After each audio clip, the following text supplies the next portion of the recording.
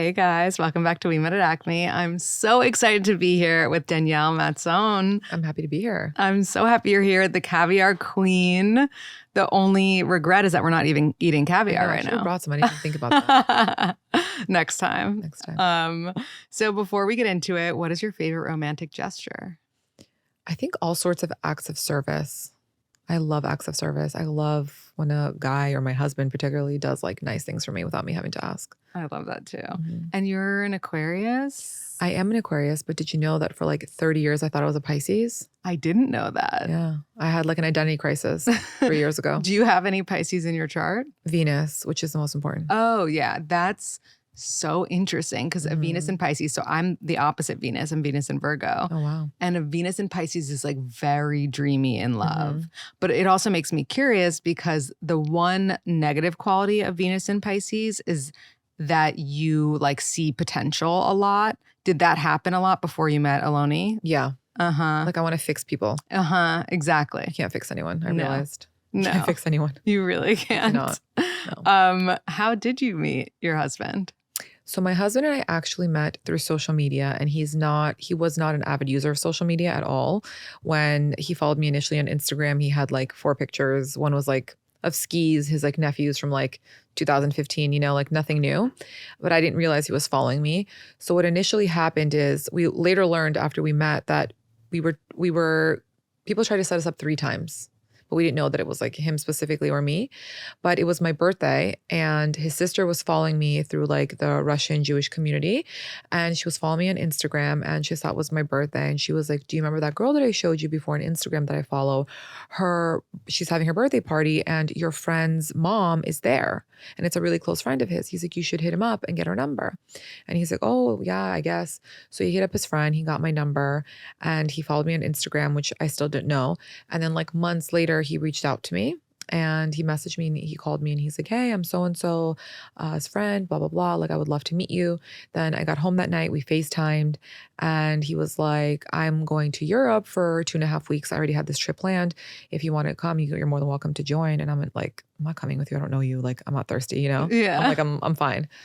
And he's like, all right, I will on the way back change my flight. And instead of going straight to California, which is where he was living, he's like, I'm going to fly into New York. He flew into New York. He stayed for like almost a week. Then 2 weeks later, I went to California. And then ever since then, we did not separate. And then he proposed 4.5 months later. Oh my God. 4.5 months. And he was still living in California at the time? Yeah. He wanted to propose earlier, but he said at 3 months, but the ring wasn't ready. How old were you guys at the time? He was 39 and I was 30. So you knew what you wanted at that point. Like you knew yourself. There was no messing around. No, we were both in long-term relationships a couple of times like before we met each other. And it's really interesting because I always talk about this. I said this to my girlfriend recently. I was in relationships for such a long time where I was like putting it off always. I was like, I'm not ready to get married. I'm not ready to do this. Like lying because I was just stalling because I knew that person wasn't for me. Right. And you're like, okay, maybe you'll change. Maybe I'll change how I feel about you in like 2 months. 6 months goes by. You're like, oh, maybe I'll change again, Right. and you realize you don't. And then you meet someone and like in 2 days, you realize like, this is my person. It's so true. It's like the biggest cliche, but it's the truth. It is for such me, a cliche, but no, it was true for me too. It's like you really know immediately when it all connects. Yeah. And I love that. What about Aloni was different to you than the guys that you had dated in the past? I think he threw me off my game completely. Like our first date, he interviewed me. He asked me questions that no one's asked me before. He's like, do you want kids? Do you think it's important to have help in the house? Like things like that. I was like, I was like stuttering. I'm like, I don't know like what I'm supposed to say because I don't know if this is going to go left or right. But now looking back on it, I think that it was really important because he was like tired already of dating and he was tired of like waiting months and months to like figure out who the person really is and just like what you want out of life and if your values are aligned. So he got it out on the first date. And also when we first initially met, we didn't actually meet until like a few weeks later because he was in Europe, but he would always FaceTime me. He never texted me throughout the day. And I was like, maybe he doesn't like me because he doesn't like have a conversation with me throughout the day, I was used to that. I was used to guys like having a never ending conversation, like, good morning, how's your day? What are you doing? What are you eating? Like, oh, I'm going here, I'm going to the gym, whatever. Rather than calling, he was like only FaceTiming me or only like calling me like in the morning and at night. So I was like, okay, that was different. Maybe it was like an age thing, you know, because I was always dating people around my age or like 2 or 3 years older than me. And we have a 9-year difference. But he completely threw me off, which is different. I love that. He's very direct. When he was following you initially on Instagram, were you public or private? Just out of curiosity. Public. Okay. But I wasn't like I didn't have a big following like I do now. I had probably like, I don't know, maybe 10,000 people, maybe a little less. And at the time, what were you posting? Because like, was it the same stuff as now? No, it was just, I started posting a lot during COVID and I was posting a lot of recipes on my stories. I didn't have a TikTok yet. The TikTok happened when I met my husband. But I was posting just like recipes, beauty stuff. Like I always enjoy doing that to like the few people that followed me. Right. And that's what I was posting. You know, like I was running outside a lot on like the FDR. I was posting like my workouts. Like stupid stuff, you know, nothing like interesting. And after you guys got together, you then started the TikTok. Yeah, in secret. He didn't know. I was shy to record in front of him. Wait, that's really cute because I feel like you're so not shy on your TikTok. So I'm just surprised that you'd be shy in front of him. I know a lot of people think that, but like for me, it's easier for me to talk and be myself in the comfort of my own space versus like I hate public speaking. Like for me, I forget my name. I forget everything when I'm in front of like people. But initially, Aloni was selling his house in Newport. And my work day there would end really early because of the time difference. And I had like nothing to do and he was working. So I was like, what am I going to do? You know? So I was like recording myself on TikTok. And I initially got TikTok also in the beginning of the pandemic, but I would watch like people dance, people cook, recipes, you know, like all of us. And I started to record myself, like make recipes for him, you know, but like easy things like tuna salad, like my twist on it, you know, like what I did with my leftover salmon, you know, things like that. And I remember like one of the videos that I posted got like 60,000 views. And for me in my head at the time, I felt like that was like 1 million. I was like, holy shit. You know, I had like 13 followers and they were my friends. And I was like, holy shit, like 60,000 people saw my video. And then I recorded another video of me eating a date with cinnamon and Hailey Bieber liked it. And I remember like seeing it and I was like, oh my God. And I threw my phone because I got scared, you know, the amount of people that it reached and who it started to reach. And I got really scared. And then when we came back to New York after he sold his house, it like took about a month, I got a Jonah Juice sandwich and I recorded myself eating my favorite Jonah Juice sandwich. And the tuna gato? Yeah. And it got like 500,000 views and then 1 million. And then I recorded it again and it got like another 1 million. And then I was like, I'm deleting TikTok because I got nervous about the thread, the discussion, right? Because people are like, oh, why is she eating like that? Why is she breathing like that? Like, I don't like her hair. Or then there was a lot of positive things like, oh my God, I love you. Thank you for like the sandwich. Thank you for this. Like wanting to know more about me. So it was like this discourse happening that I was not like comfortable with yet. And I was like, I'm deleting TikTok. Like, that's it. And like a day later, we were walking outside and these girls came up to me. One was with my husband. They're like, oh my God, you're Danielle from TikTok. And he looks at me in Russian and goes, you have a TikTok? What are you posting on there? And we got home and he like, let me see your TikTok. And he started watching it. And I felt so cringe. Like if I could have melted into the couch, I was like, oh my God. You know, hearing your own voice for the first time, like somebody actually watching you. I was really uncomfortable. And he's like, babe, this is awesome. Like you should continue this. I'm like, no, I'm deleting it. Like I made up my mind, you know? And then I remember the next morning I woke up and I had like a couple of people reach out to me because they wanted to cover it like on like media outlets. And he's like, you really should continue this because like you've always liked to do this. Like I watched you do it on Instagram, like on a very low scale. You should do it. Like you're meant for this, you know? And I was like, okay. That's so awesome. And just because you brought Hailey up, has she liked your post since? Does she follow you? Now it's really hard to see because there's when you have a lot, like when you have more followers, it's hard because everything gets like kind of saturated and mixed in. They need to be better about like helping you sift through it on TikTok, especially because I have no idea who's following me either. It's like, it's really confusing. I mean, TikTok's now finally like figuring itself out. I feel like even before you couldn't edit your caption. Like if you misspelled something, you couldn't go back and fix it. But now they finally like added that feature. So it's like, we're getting somewhere. Going back to Aloni living in California, is he from California? Yes, he's from California. He grew up in Los Angeles first, and then they moved to Newport Beach. How did you get him to move for you versus you moving for him? Well, I was very clear on our first date when I was interviewed by him that I was not going to live in California because A, it's really far away from my family, but B, he has a sister who has 2 kids already, and she and his mom got to experience grandchildren. Mm. And I said, when I have a baby, I would really like to be close to my mom on the East Coast, whether it's in New York or Miami. And I would love my mom to help me, because it's important. And he agreed. That's great. And he also wanted to change. He was a little bit over Newport. He loves it there. And it's definitely a place that maybe like one day when we're older, we would love to live. Right. But when you're a young adult and you're trying to cultivate a business and, make things happen, it's a little bit quieter there. Do you think it's a red flag if a guy wants the girl to move for him and like isn't willing to move for her? You know what I mean? Not necessarily. I think it's very dependent on the situation. Yeah. Yeah, that's fair. So what was your timeline exactly? So you had 4 months you were engaged. Yes. And then in how long were you So married? he was already working on the ring with my parents. Mhm. And when they were working on the ring, his mom came with his dad in January. He proposed to me in February. They came in January for my mom's birthday. And that's when like our parents met for the first time. And my mom had a really big birthday party. And his mom was like crying the entire time at the party. And I was like, wow, your mom is like a very emotional person. You know? He's like, oh, she's just happy, like that I finally met someone that I really like. And I was like, damn, like she cries a lot, Right, right. And then I realized, which was so like touching and sentimental, is that they had been planning, like as our parents met, like while I was like doing my own thing during the day, they were planning our wedding already. Like they already knew he was going to propose.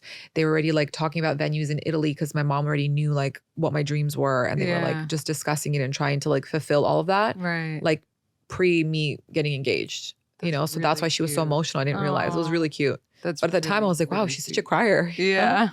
And is he as close with his family as you are with yours? Yeah. That's really nice. Which was really important for me because I've definitely dated people in the past that were, I'm never going to forget. I went on a trip with this guy to Miami and he was like, are we always going to have to see your parents every time we're in Miami?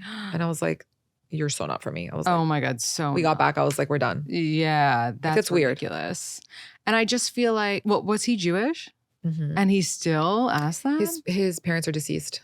Okay. Well, he didn't have a relationship with his father and his mother was deceased. So. Okay. Yeah. Which is still not an excuse. No, I agree. But he was definitely projecting his own shit. Yeah. And Aloni is also Russian Jewish. Yes, his dad is Georgian Jew from Kutaisi, so that's like also part of the Soviet Union, and his mom is from Ukraine.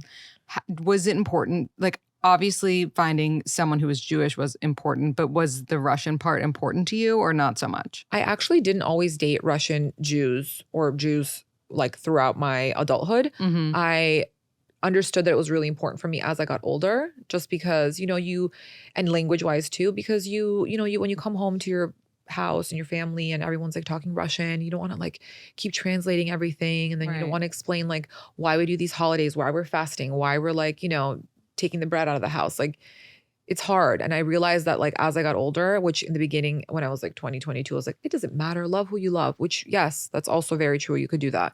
But for me, like values and religion and culture and like a similar upbringing was very important because no one understands you like someone who comes from a similar background. It's so true. How did your family get involved in the caviar industry? My grandfather, he came here 45 years ago. And he had a bunch of different jobs. He was a taxi driver. He wanted to actually work in a morgue. That was his like initial thing that he wanted to do. Well, because he wanted to be a doctor. And because he lived in Ukraine at the time, he wasn't allowed to be a doctor because he was Jewish and they would write like Jewish in your passport. So at the time, a lot of people were changing their documents and just writing like that they're Russian or Ukrainian so that they could get work. And he ended up being able to come here. And so he said he wanted to like work in a morgue to get experience because he wanted to be a doctor and like do surgery. Interesting. But then life took him elsewhere and he started a caviar company with his partner also named Mark G and Mark Z. And that's how Marky's came about. That's awesome. Yeah. And so how old were you when you tried caviar for the first time? Honestly, I don't remember. I was a baby. Yeah. I was a baby probably. And like just what are your thoughts? I mean, if you basically introduced caviar to TikTok for more or less, which is crazy because I guess I didn't really have a lot of caviar in my life until like the past few years. But most people, like the average Joe, does not know shit about caviar. Do you feel like, when were you ready to start kind of involving that part of your life in the TikTok and not just like different food that you like? You know what I mean? So for me, I never understood how much caviar cost, right? I was always jaded by caviar until I went to college. And I'm never going to forget when I was my first year at Parsons, I was living in the dorm. And, I come from an Eastern European household, and everybody was getting care packages. And I was like, Mom, how come you guys are not sending me a care package? And she's like, what is a care package? And like her thick Russian accent. And I was like, well, everyone's getting like razors, shampoos, like Oreos, ramen, like send me something, I'm like, I feel left out. And my grandfather was like, I got you. So he sent me like, all the things that I like tinned fish, caviar, like foie gras, all this stuff. And I remember like unpacking it in my dorm room, and all my friends are like, what is that? And I'm like, oh, well, this is like what we eat at home.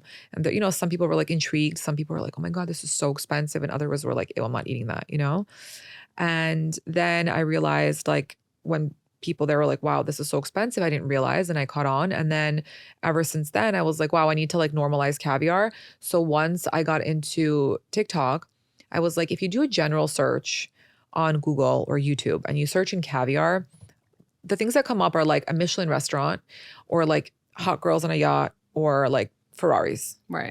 That's like the general search that's associated with caviar. So I was like, I want to show people that caviar is very affordable, because there are price points that start at $12.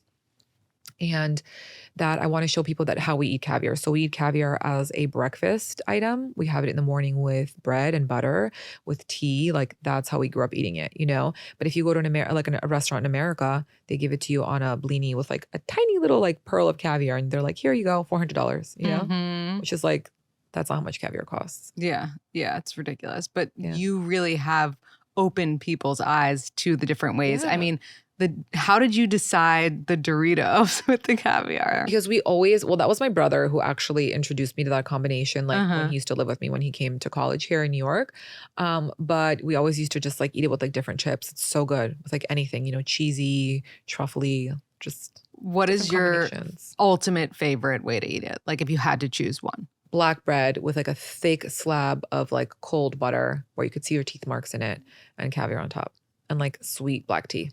So good. That's delish. So good. I actually ordered Marky's for, I think it was either New Year's or Valentine's Day. You should have told me. I would have loved to send it to you. Oh, thank you. And it was beyond delicious. We ate it with, this is the way that I like it. I wonder how you feel about this. I'm sure you agree.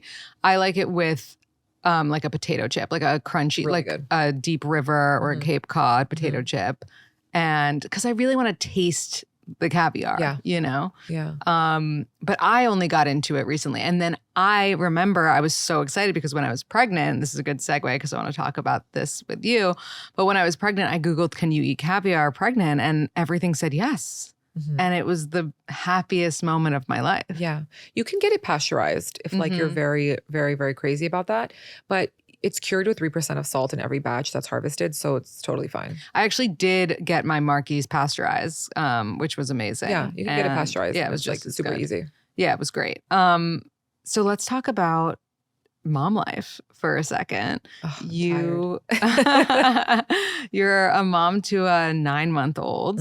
So adorable.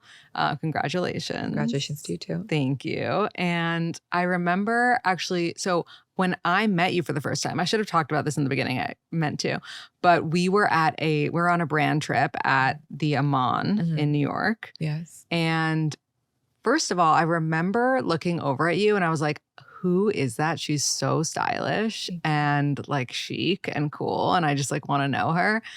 And I remember we were seated at different parts of the table for like the activity. And I was like, oh, fuck, like I'm never going to know her. And then the next day we happened to be at breakfast next to each other. And I forgot how we started talking, but we started talking. And I got to chat with you and Aloni, and who's a Gemini, by the way. I forgot to mention. I love Geminis. They get a bad rap, but they're great. He's great. I love my husband. Honestly, he's fine. No, he was so fun, and we got to chatting, and I was just so excited that I got to meet you.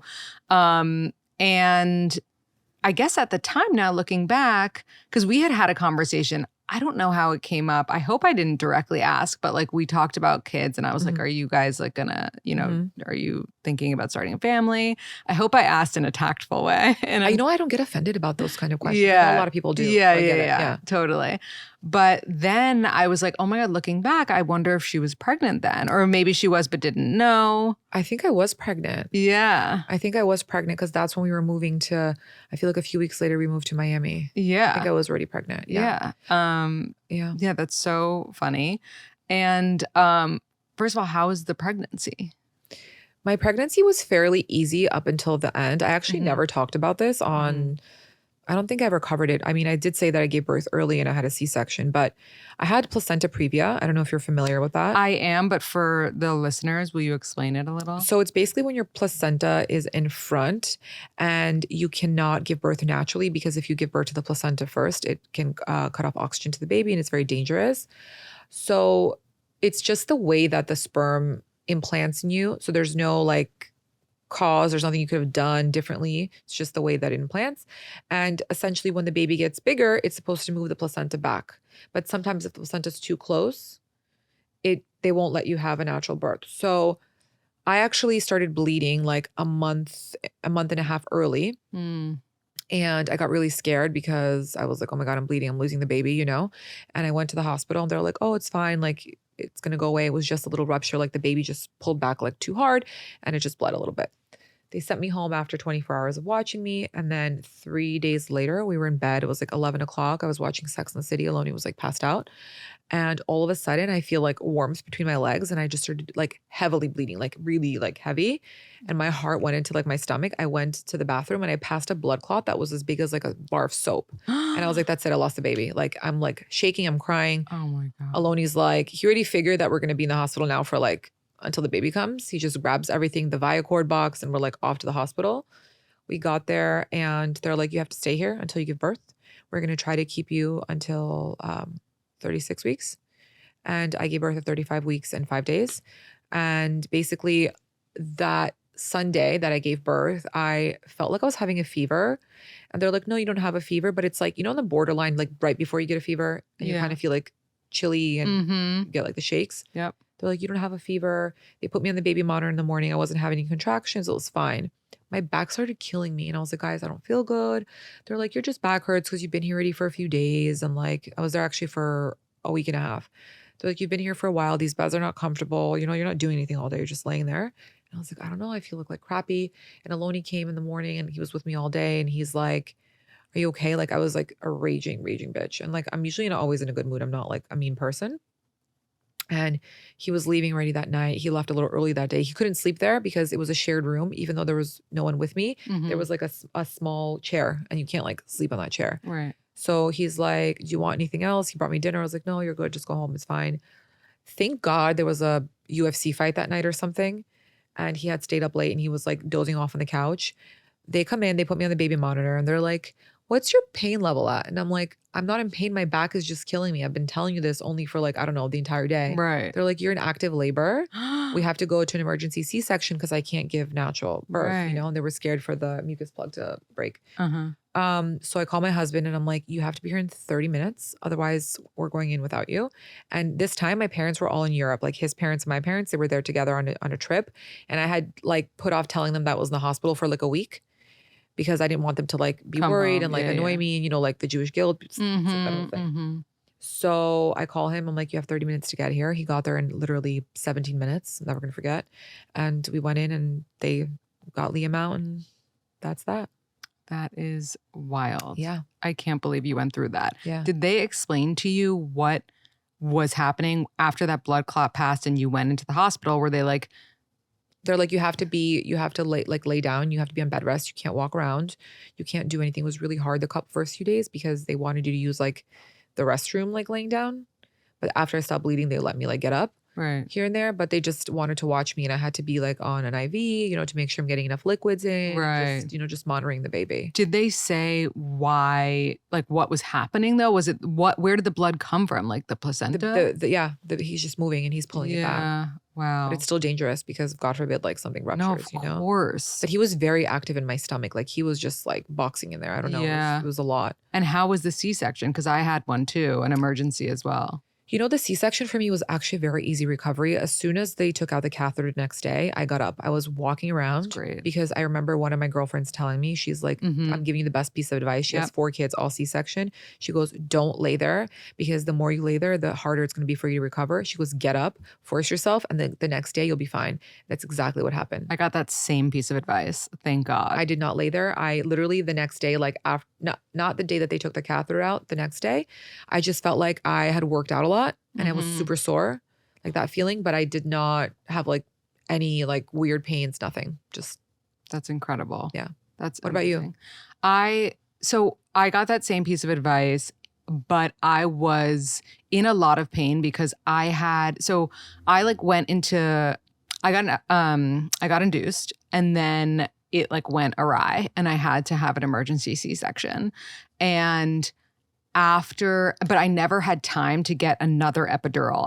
I was working with the epidural from 16 hours prior. Wow. So I basically felt like everything during the C-section. It was a fucking horror story. And so I was in a shit ton of pain. I still got up and walked, but like, a few feet and then more each day. But it took me probably 2 weeks post C-section to like really be comfortable. Wow. Yeah. But I mean, it was wild. Did you feel like just in terms of like your body and like going back to, feeling like yourself a little naturally that it was harder because of the C-section or? Honestly, I didn't have like a lot of time to think about myself the first month because after I gave birth, my son was underweight and he ended up having to go to the NICU for 2.5 weeks. Yeah. And it was like a whole thing because I really wanted to breastfeed and my milk was not coming in, like barely anything was coming out. And it's like a weird feeling going home without your baby, right? Right. And the reason they kept him there was because he needed to eat. He wasn't like latching and he needed to gain weight. And it was just like a whole thing that like I don't know, I like got back to like moving because I was going home. I was like sleeping, eating, waking up super early and then NICU again. I was there all day. So I didn't have time to like think about myself, my body, how I was feeling. So it was that whole like month was such a blur for me. Right. And I also like right after my C-section, I felt so thin. I don't know if you experienced that. Yeah. But then after when we got home with my son and then we started like waking up every 2.5 hours and feeding and this and that, I gained so much weight. Oh, no, me too. Same exact experience. I remember right after my C-section, my OB was like, your stomach is flat. And I was like, there's no way. And it wasn't, but like, I guess because I was laying down, she thought that it was for a second. And then I got back and I did feel so good. And then same situation. The second I started breastfeeding, I gained so much weight because I needed to be eating all the time. Yeah, I gained so much weight. I was so tired. All I wanted was carbs. I was just like, running on 6 cups of coffee and croissants. Like and it was crazy. And now I'm finally like getting back into my health journey, but it took time. Yeah, it takes time. It takes time. About the NICU, so when your baby was there, they don't let you stay in a room at the hospital? Yeah, you can sleep there. But I didn't sleep there just because there was like a tiny small bed and also because of my C-section, I was really uncomfortable and I needed to like, so my mom and I would take turns. So she would go like whenever I would go home to shower, to eat, to like have a few hours of sleep, she would be there. Yeah. My mom was super supportive during that time. She was there with me. So he was never alone. It was amazing. That's great. And so you were probably in the hospital for what, like 2 weeks total or 2.5 weeks total? 3. So just out of curiosity, and you don't have to share this, but I have a friend who just went through something similar. She got the most insane hospital bill and like her insurance covered most of it. But I'm like almost scared to tell you the number of what I'll tell you how much we charge. Yeah, we have really good insurance, right? But like this is before the insurance, obviously. Yeah. And it's supposed to cover everything. And mind you, I'm also like a weirdo. I didn't use their diapers. I brought my coterie diapers. Yeah. I don't want the plastic, Yeah. I fought with them about the milk. I was super specific because they wanted to give him Enfamil, which is not a milk that I wanted to use. So we fought about everything. I didn't use any of their supplies. I brought his clothes, the creams that we put on his body. But you still get charged for the supplies, whether you use them or not. Yeah. Yeah. The amount of diapers I got charged for, I'm like, I didn't use any of your Pampers. Yeah. It's like a little ridiculous, whatever. But I got charged $320,000. Okay. And like a couple cents, whatever. That's honestly less than what I thought it was going to be. Because it's so ridiculous. When I saw it, I was like, but the best part is they sent me a separate bill from the hospital for $8,000. And I was like, what is this bill for? Yeah. They're like, your son was in a private room. So you have to pay the hospital. Your insurance doesn't cover the $8,000. You have to pay out of pocket. And I was like, well, first of all, I'm really happy my son had a private room. Like, had you guys given me that option, I would probably still chosen that option. Right. But no one told me that because my son got a private room, which he was put there initially by him, like without anyone telling us. Right. You didn't tell us that we're going to be charged for that. What if I had no money to pay? It's ridiculous. Like, what if I had no money to pay? No, what it's then? They're going to send me to collections. insane. They mess up they mess up your credit, and you're stuck. It is. What do you do? Ridiculous. It's really, really ridiculous. It's out of control. Like, the reason I asked is my husband's in this business for like in the healthcare billing business because it's so ridiculous. My other friend whose kid was in the NICU, this was a more extreme experience than yours. I think his wife gave birth at like 27 weeks. They got a bill for $2.5 million. Yeah, I believe it. How fucking insane is that? That's insane. But like, what happens when you can't pay? Exactly. Or you don't have insurance? That's what I'm like so heartbroken about, is that most of the world cannot afford their hospital bills. I didn't realize, like, I'm very grateful for the life that I live, and I'm sometimes very jaded. Mm-hmm. But when I spent time at the NICU, I didn't realize, like, I had asked a nurse one day. We had an amazing nurse. She taught me so much. Yeah. And which is part of the reasons why I was not vibing with my baby nurse, because by the time I got home, I was like a professional. Right. So I had the most amazing nurse, and she was just, teaching me like so many things and whatever. We spent a lot of time there, obviously. And I realized a lot of babies were like alone. And I'm like, why are these babies alone? Like, where are their parents? She's like, babe, like they have to work. Yeah. She's like, a lot of the moms are not taking the time off because they need to be there once the baby comes home instead of sitting at the NICU when you have 24-hour care. Yeah. Because there's monitors on them. There's there's only 2 nurses per each, like 2 babies. Yeah. And even having their baby in the NICU is so expensive for most people. And they're like, they have to work. But what's really sad is that you don't get the connection with your baby, and it's not their fault. It's not the mom's fault because they have to work. Yeah. Just terrible. It's seriously wild. Yeah. Did you have any sort of postpartum feelings, emotions, rage, anything like that you felt a little different from your pre-baby self? Honestly, I'm so grateful that I had no postpartum. I just felt really, I think, drained with the whole experience with the end of my pregnancy. And I was just so worried about Liam, I was so worried about him and just so worried about what was happening and how he was feeling that I just kind of forgot about myself. And I think maybe that was helpful for me personally. Right. The first few days after I gave birth, I did feel a little empty because I was like, oh, it's weird. You're carrying a baby inside of you for so long. And then you kind of feel empty, you had an empty feeling. But other than that, thankfully, I was okay. Yeah, that's great. You and Aloni obviously have discussed and made a decision to not share Liam on social media at all. It was more my decision than his. Okay. So how did you come to that decision, and what was the meaning behind it? We get criticized on social media all the time, and I have very tough skin. I don't care what people say about me. It's fine. But I feel like there's no place for babies on my pages just because he is so little. I don't want him to look back in, I don't know, 16, 17 years and say, Mom, why were you sharing this about me? Because sometimes I get really weird about, my mom will be like, oh, show this picture to someone of me when I was a baby and my diaper and this. And I was like, what if I didn't want that person to see this, And then other things is the world is so sick. I feel like there's just so much stuff going on now that's revolves around children that just freaks me out. And I don't want Liam's pictures to be anywhere on any website, on anything, Yeah. And another reason is because my mom gets stopped on the street all the time. They're like, oh, you're Danielle's mom, And people my brother's girlfriend or my brother who has no social media because he's been on my, I don't want me or my mom or my nanny or someone to be outside with my son and then someone run up to my baby and be like, oh, that's Danielle's baby. And it's just weird. There's different aspects of how I feel. Maybe one day I'll show a picture of him, but at the moment I'm okay with not. I totally get that. And I think that whatever anyone decides to do about their kid is personal choice. Exactly. And I recently asked a poll question. I'm curious what you think about this. So I started a mom Instagram thing called We Met at Baby. It's just for people who want to talk baby stuff because I didn't want to inundate my followers with baby stuff. And we put up a poll question, and the question was, and so let's say you have to choose between these two options. Would you rather show a picture of your baby, but like not say any information about them? Like, no, you know what I'm saying? Or tell people everything about your baby and not show a picture, if you had to choose one of those. Probably option 2. Yeah.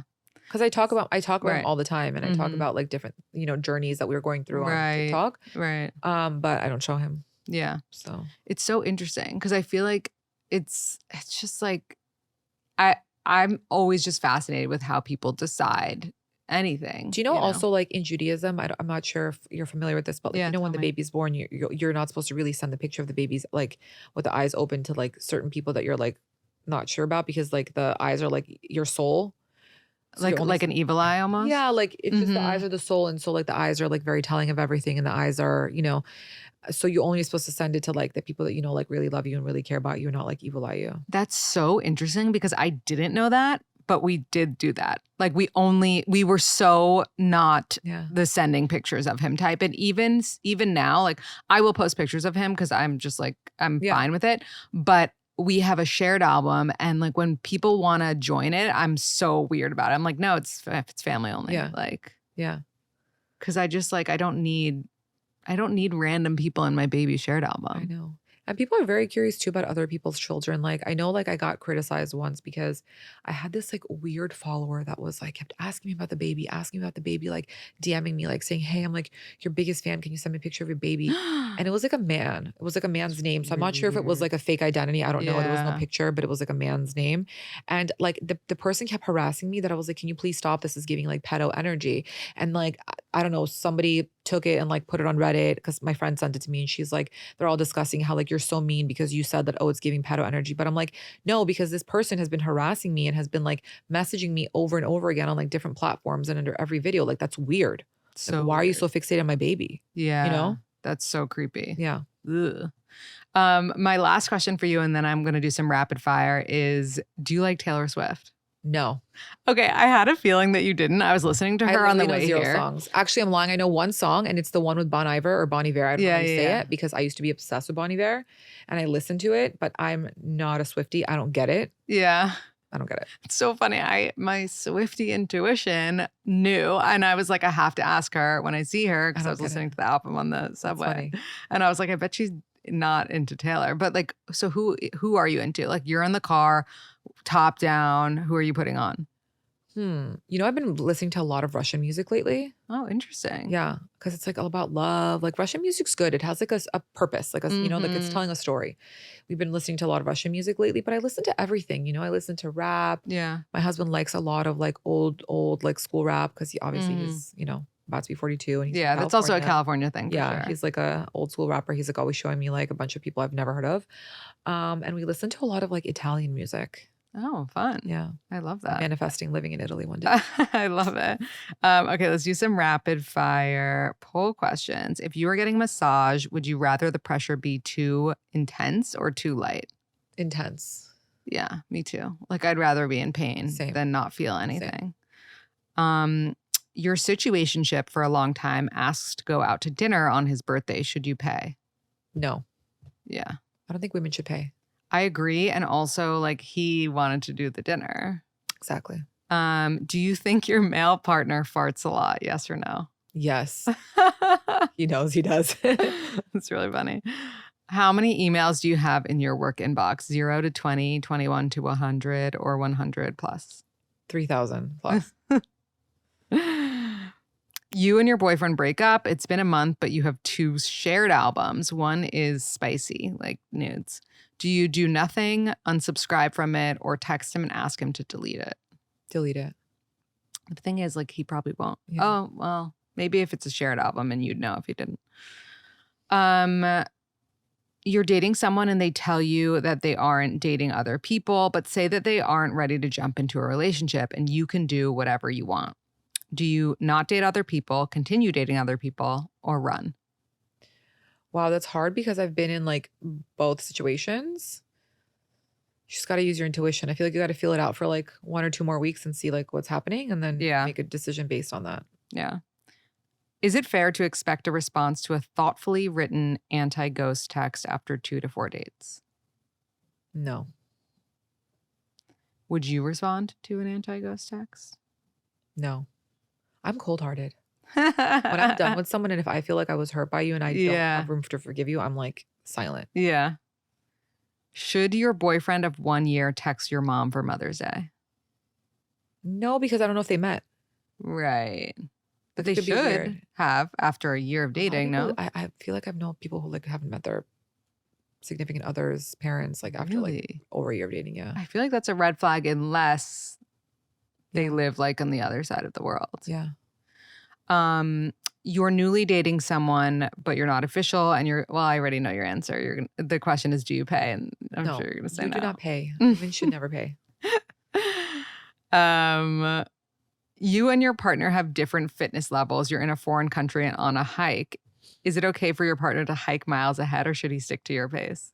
I mean, he should stick to your pace because you're like doing him the favor of going on a hike with him. Right. You probably don't want to do that. Oh my God, if he left me in the dusk, I would kill him.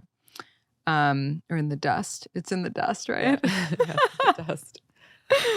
Do you agree or disagree that giving out your number before first Hinge date ruins the spark? I'm not sure because I've never been on a dating app. Mm-hmm. So I don't know what the right answer is. If you were, would you give out your number before the date? I'd probably like meet first. Right. Probably. I don't know. I feel like you could give out your number, but because you could always block them. Yeah. But still, it's risky. That's true. This was so much fun. Can you leave us me. with a quote or piece of advice that has helped you throughout the years? A piece of advice that has helped me throughout the years. I think recently I've been having this conversation with my husband in like different ways as he's saying to me that you should never give up and you should never feel like someone can get the best of you because there's like weeks where I'm just like, I can't anymore, you know? Mm-hmm. And he's like, just, you have to rise always. And there's always going to be people who are going to try to, get you down. And it's anywhere. It's like followers, family, friends, just can't let people get to you. Yeah. Can't like break the orbit. I love that. I actually saw on Instagram today, don't give up before the miracle. Yeah. I love it. Where can everyone find you, follow you, and order some caviar? Well, I have the same handle on all social accounts, which is Zaslavsky. And I'm on TikTok, Instagram, and I'm now venturing into YouTube. In case TikTok gets banned. Got to be somewhere. Yeah. And they can buy TikTok on buy Caviar at Marquise.com. Love it. Thank you so much. Thank you for having me.